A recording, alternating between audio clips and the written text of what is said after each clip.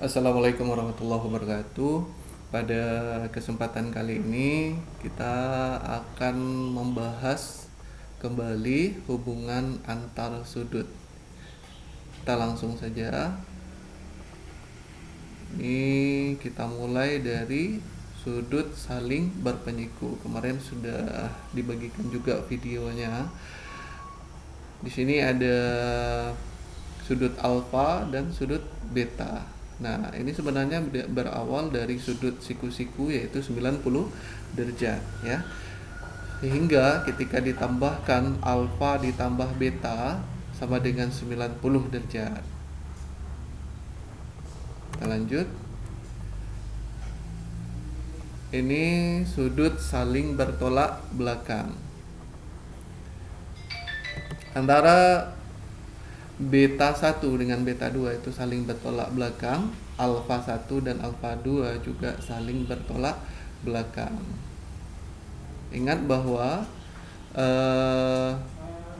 sudut yang saling bertolak belakang itu sama besar ya. Misalnya beta 1 120, maka beta 2 juga 120. Begitu juga alfa 1 sama besarnya dengan alfa 2. Kita lanjutkan. Ada dua garis sejajar dipotong oleh garis lain. L1 dan L2 ini sejajar ya, dipotong oleh garis lain, itu garis K.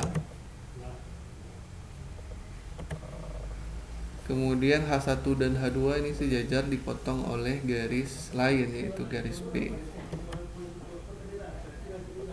Sehingga akan terjadi beberapa buah sudut. Yang pertama namanya adalah sudut sehadap. Ya. Coba lihat ini. Ini ada sudut A. Kemudian ini juga ada sudut B. Sudut A dan B ini dinamakan sudut sehadap karena menghadap ke arah yang sama.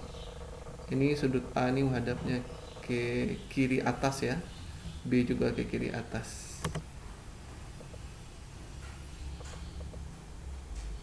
Kemudian sudut C dan D juga sehadap, sama-sama menghadap ke kanan bawah ya. Ingat di sini bahwa kalau sudut sehadap besarnya sama. Kalau sudut A misalnya 100, maka sudut B juga 100. Begitu juga sudut C dan D, dia besarnya sama. Nah, ini banyak sudutnya kelihatan di sini. Ya. A1 sehadap dengan B1, A2 dengan B2 warnanya sama, A3 dengan B3, A4 dengan B4. Ada 4 pasang sudut sehadap. Nah, ini contohnya pasangan sudut sehadap yaitu sudut 1 dan 5, 3 dan 7, 2 dan 6, 4 dan 8. Kita lanjutkan sudut dalam berseberangan. Nah, dia di dalam tapi berseberangan. Ini contohnya yaitu P dan S, warnanya sama ya. Perhatikan. Ya, kemudian sudut Q dan sudut R itu dalam berseberangan. Ini contoh pasangannya 3 dengan 6, kemudian 4 dengan 5. Nah, sifat dari sudut dalam berseberangan ini kita ulangi, sifatnya adalah sama besar. Jadi antara 4 dan 5 sudutnya sama besar, 3 dan 6 juga sama besar. Kemudian sudut luar berseberangan. Tadi dalam berseberangan, sekarang luar berseberangan. Alfa dan beta itu luar berseberangan. Ini juga luar berseberangan yang warna pink ya. Kemudian ya, luar berseberangan itu ingat bahwa luar berseberangan itu sama besar. Ini contohnya 1 dan 8. Kemudian apa lagi? 2 dan 7. Ya, cuma 2 ya. Oke. Kemudian ada lagi yaitu sudut dalam sepihak. Sudut dalam sepihak contohnya ini. Oke. yaitu A dan B ya. A dan B.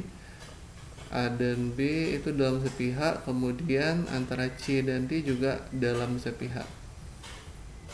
Sifatnya adalah sudut dalam sepihak itu jumlahnya 180, yaitu berpelurus. Jadi kalau ditambahkan antara C dan D itu jumlahnya 180, antara A dan B kalau dijumlahkan jumlahnya juga 180. Ini contoh sudut dalam sepihak. Ya, contohnya adalah sudut 3 dan 5, ini dia. 3 dan 5 ini namanya dalam sepihak. Kalau dijumlahkan sudutnya jumlahnya 180.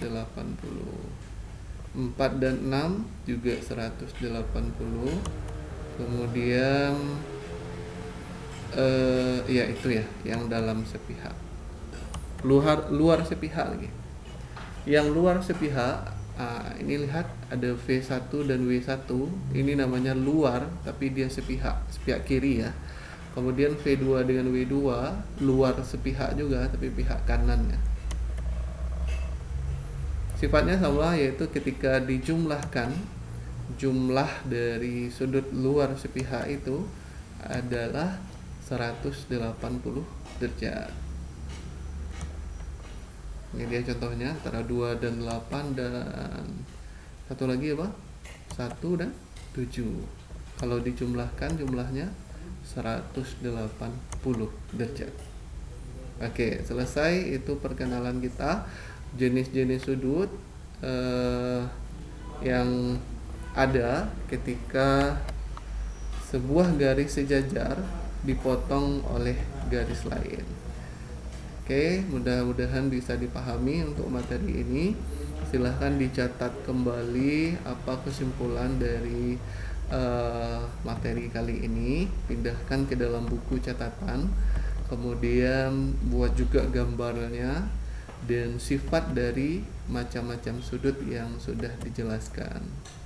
Oke, mudah-mudahan bermanfaat. Selamat bekerja. Assalamualaikum warahmatullahi wabarakatuh.